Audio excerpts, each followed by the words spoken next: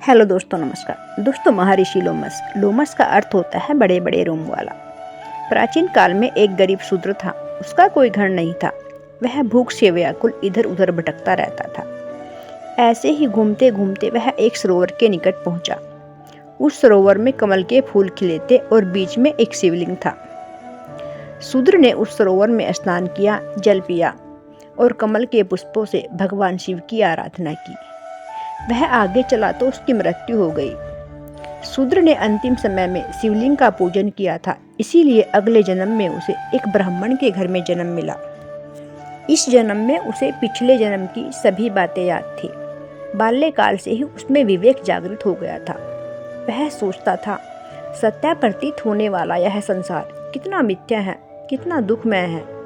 अविद्या के कारण ही मनुष्य इसे सत्य मानकर इसमें लिप्त हो जाता है।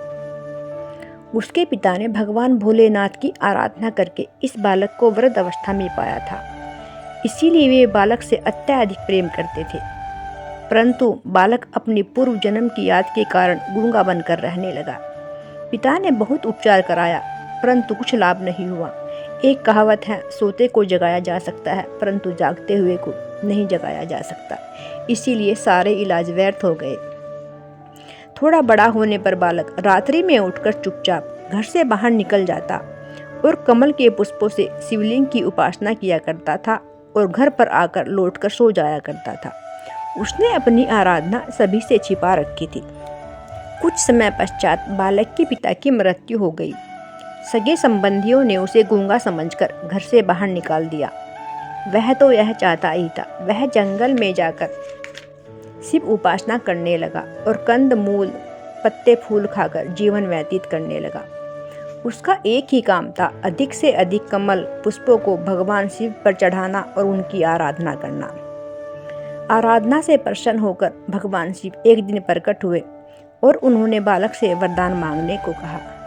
बालक ने भगवान शिव से कहा, प्रभु मुझे जन्म और मृत्यु से मुक्त कर दीजिए।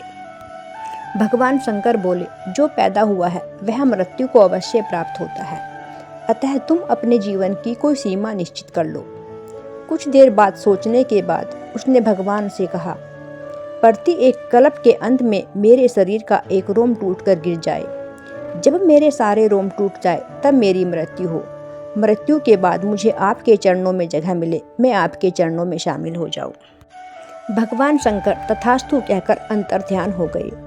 दिव्य शरीर होने से पहले उनके बड़े बड़े रोम थे, इसीलिए लोग उन्हें लोमस ऋषि कहते थे। लोमस को इच्छा अनुसार कहीं भी जाने की शक्ति प्राप्त थी। जब कल्प का अंत होता है अर्थात ब्रह्मा जी का एक दिन व्यतीत होता है, लोमस ऋषि के घुटने के ऊपर का एक रोम टूटकर गिर जाता है। दोस्तों, शास्त्रों में आया है कि अब तक उनके घुटने के बीच का भाग अब तक रोम रहित हुआ है। दोस्तों, अगर मेरी कथा अच्छी लगी तो कथा को लाइक करना, शेयर करना और चैनल को सब्सक्राइब कर ही जाना।